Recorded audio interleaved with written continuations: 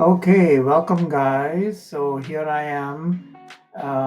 Finally, the day has come. I've been waiting to fly at least to the top of Shannon Falls for a number of months now.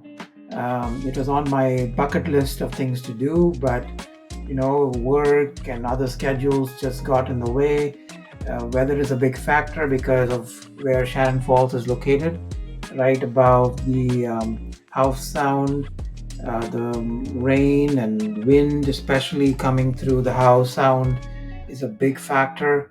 So, anyway, finally got a chance to go out last Friday. It was August 8th, and with much anticipation, we did the Sea to Sky gondola first, did a hike there, and caught a glimpse of the falls while we were coming down on the gondola.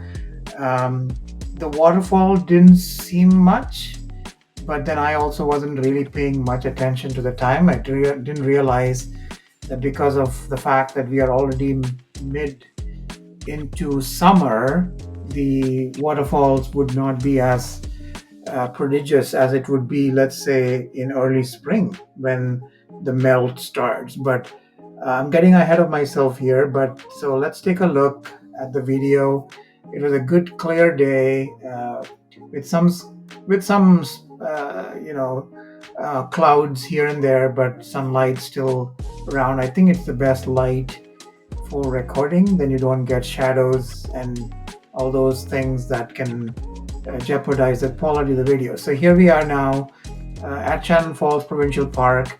Um, my big fascination was, where does the water come from? I always thought there's a lake at the top and it's just overflowing and coming out as a waterfall. But many years ago, we had flown over Shannon Falls on a float plane, but I don't remember paying attention to see if that was indeed the case. But somewhere in my mind, I still thought it was a lake, but I had to find out. So I thought, let's fly my drone above the falls and see where the water comes from. So, as you can see from the video, um, the falls just goes on. There are layers and layers of waterfalls, and then there are pools where the water collects, and then as it fills up for the water coming from above, it flows down. Obviously, in mid-spring, the water is just cascading down. It is just stunning. But right now, like I said, early August, it's the melt is much slower, so it's not as impressive, but still beautiful. So what I found out is that Shannon Falls gets its water from the glaciers high above it. I think the main one is called Stadium Glacier. That's where it starts, and these are all melt from the glacier. And as you know, it's melting faster these days. So the water comes down over the rocks, and these are all granite rocks. For those of you who are familiar with Squamish, this is where a lot of the outdoor enthusiasts go out for hiking on the Chief. This is just a big granite chunk of rock. So the same material here. It's spectacular. Indeed, a sight to see. A lot of movies have been made in this area. A lot of hiking. People picnic here, hike and whatnot. So it's a great spot. So the trail is a nice trail that starts just off the highway after you park your cars. It is surrounded by old growth trees. A lot of people that come as they go up to Whistler, they'll stop here just to take a look or even just to use the facilities. It's a great stop. And right next to it is the Sea to Sky gondola. It's definitely a must do if you are going up to Whistler. It offers, for those who don't want to hike up, the easy way up on the gondola. There are a lot of hiking trails up there.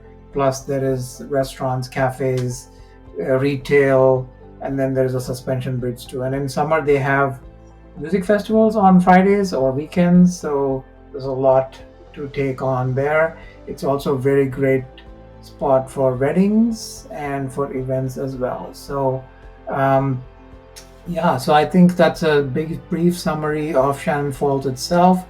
But where it's located is just stunning. You can see where the Pacific Ocean, as it comes into Howe Sound, The waters ends up in Squamish. So after Squamish, you're just climbing up the mountains, the Coast Mountain Range, to go up to Whistler. It's another hour from Squamish. You will get to the resort town of Whistler. But Squamish is where the ocean comes to an end. It's very windy there, just because the mountains create this beautiful channel for the wind to go through, and you'll see surfers on their kites doing kite surfing there.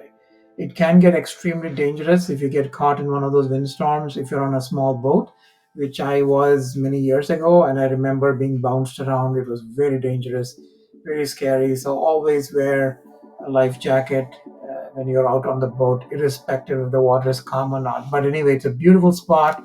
You can see the turquoise colored water again because of all the glacial sediments that ends up in the House Sound before it empties itself into the Salish Sea and then out into the open Pacific Ocean.